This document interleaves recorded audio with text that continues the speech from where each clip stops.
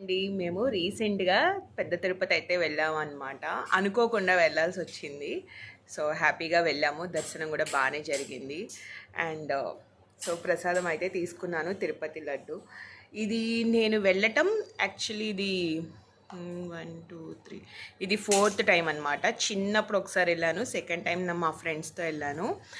Second time వెళ్ళినప్పుడు ఏంటంటే లడ్డు చాలా టేస్ట్గా ఉంది. అది అప్రాక్సిమేట్లీ 2012లో 11 అంత సరిగ్గా గుర్తులేదు, 2012 అనుకుంటా.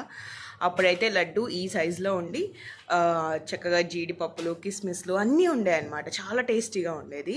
మళ్ళీ మూడోసారి ఎప్పుడు వెళ్ళాలంటే మా పాప పుట్టిన తర్వాత పుట్టెంటికలు ఇద్దామని వెళ్ళాము. 2018-19 కరెక్ట్గా ఆ టైంకి. అప్పుడు వెళ్ళినప్పుడు ఏంటంటే అసలు పూర్తిగా క్వాలిటీ అనేది పోయింది. అసలు ఆ టేస్ట్ అయితే లేదు కంప్లీట్లీ. ఇంకా మళ్ళీ లడ్డు కూడా నాణ్యత లేకుండా చేసేసారులే, ఇంకెందుకులే అనుకున్నాను. బట్ మళ్ళీ ఇప్పుడు 2025లో వెళ్ళాను కదా, చూడండి లడ్డు అయితే చాలా చాలా చాలా బాగుందండి. అసలు ఎంత టేస్టీగా ఉందంటే అంత టేస్టీగా ఉంది. సో నెయ్యి స్మెల్ కూడా తెలుస్తుంది. నిజంగా తిరుపతి లడ్డూకి ఓల్డ్ మనకి పాత రోజుల్లో ఎలా అయితే ఉండేదో ఇప్పుడు మళ్ళీ అదే టేస్ట్ అదే నాణ్యత అయితే వచ్చేసింది అనమాట. సో ఇది కంప్లీట్లీ మన చంద్రబాబు నాయుడు గారి దయ వల్లే ఇలా వచ్చింది.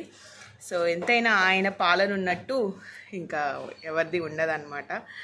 అంత బాగుంది లడ్డు అయితే. ఇది యాక్చువల్లీ మేము ఎప్పుడు తీసుకున్నాం, దర్శనానికి వెళ్ళింది బుధవారం అనమాట. బుధవారం నైట్ తీసుకున్నాము.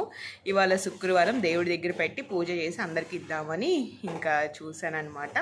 సో స్టిల్ ఇప్పటికీ ఇలానే ఉందండి లడ్డు, ఏం మారలేదు. అంత బాగుందన్నమాట. స్మెల్ కూడా చాలా బాగుంది. ఎంతైనా చంద్రబాబు నాయుడు గారి అడ్మినిస్ట్రేషన్ అంటే అలా ఉంటుంది. ఎంతైనా కలియుగ దైవం కదా మన వెంకటేశ్వర స్వామి. సో మీలో ఎంతమందికి తిరుపతి లడ్డు అంటే ఇష్టం, కామెంట్ చేసేయండి.